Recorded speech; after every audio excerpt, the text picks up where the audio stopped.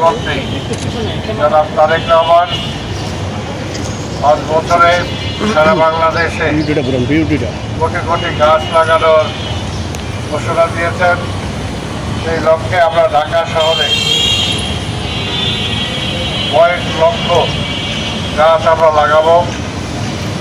আমরা চাই পরিবেশকে যদি উন্নত করতে হয়, ঢাকা শহরের বায়ু দূষণ থেকে যদি ঢাকাকে রক্ষা করতে হয়, তাহলে গাছ লাগানো ছাড়া কোনো বিকল্প নাই।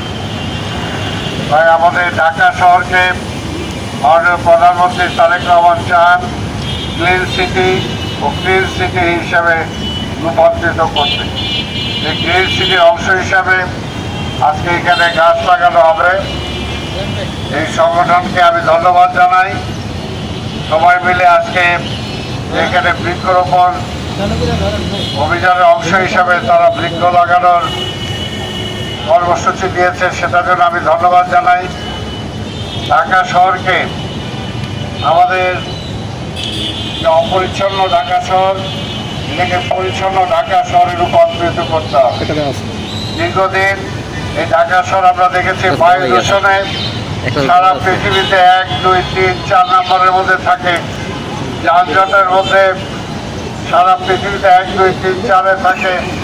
আমরা বিশ্বাস করি যদি আমরা কয়েক বছর সময় পাই, ইনশাল্লাহ সেই সময়ের মধ্যে ঢাকা শহরকে আমরা সেখান থেকে অনেক নিচের দিকে নামে আনতে সক্ষম হব।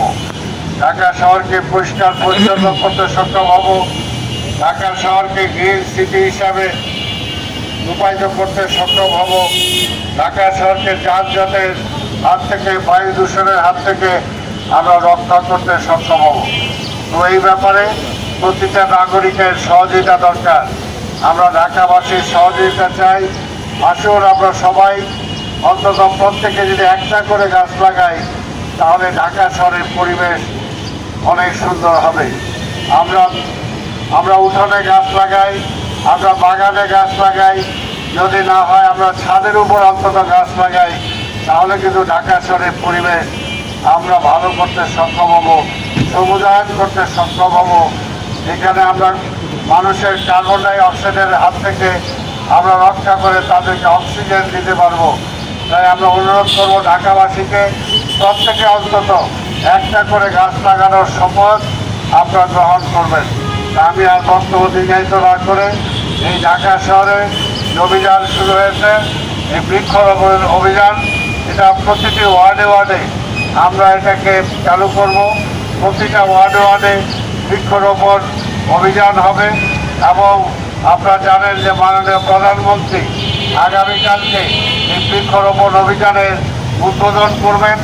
তারপরে একই দিনে কয়েক লক্ষ গাছ কালকে সারা বাংলাদেশে লাগবে। ঢাকা শহরে কয়েক হাজার গাছ আমরা আগামীকালকে ইনশাল্লাহ লাগাবো। ঢাকা শহরে 10টি জোনে আগামীকালকে বৃক্ষরোপণ অভিযান চলবে। 10টা জোনে 75টা ওয়ার্ডে আমাদের বৃক্ষরোপণ কালকে করা হবে। এমনিভাবে আমরা এই বৃক্ষরোপণ অভিযান চালিয়ে যাব। তাতে দেখা যাবে কিছুদিনের মধ্যেই এই ঢাকা শহরকে সবুজের শহর হিসাবে আমরা রূপান্তরিত করতে পারবো। আমাদেরকে বেঁচে থাকতে হলে এর কোনো বিকল্প নাই। কার্বন ডাই অক্সাইডের হাত থেকে যদি রক্ষা পেতে হয়, অক্সিজেন যদি পেতে হয়, তাহলে গাছ আমাদেরকে লাগাতেই হবে। তাই প্রতিটা ক্ষেত্রে জনগণের সহযোগিতা চাই আমরা। এই ব্যাপারে আপনাদের সবার সাহায্য চেয়ে আমি আমার বক্তব্য শেষ করছি। আপনাদের সবাইকে ধন্যবাদ। খোদা হাফেজ। বাংলাদেশ জিন্দাবাদ।